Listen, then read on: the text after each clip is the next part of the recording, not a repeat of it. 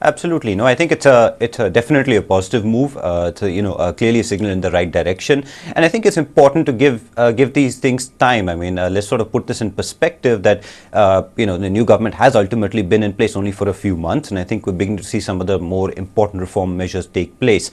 And I think for markets, that's also going to be equally important because we've seen the multiple rally, as one always does at the beginning of longer-term bull markets, and I think now's the time when the market will begin to look for those expectations to be fulfilled. And I think the fact that we're beginning to see some of those begin to be fulfilled is ultimately a long-term positive.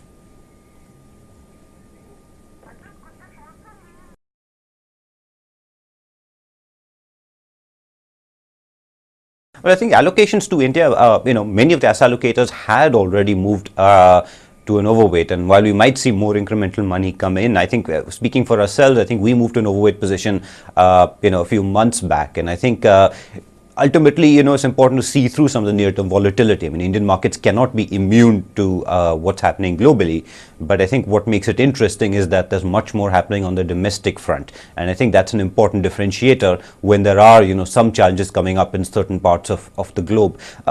And even then, I think, even from the global picture, while there are many negatives, the fact that oil prices, for example, are low are a positive for the Indian market. So I think it's not a lot of doom and gloom. I think it's a question of seeing through some of the volatility and really sort of looking at the long-term picture.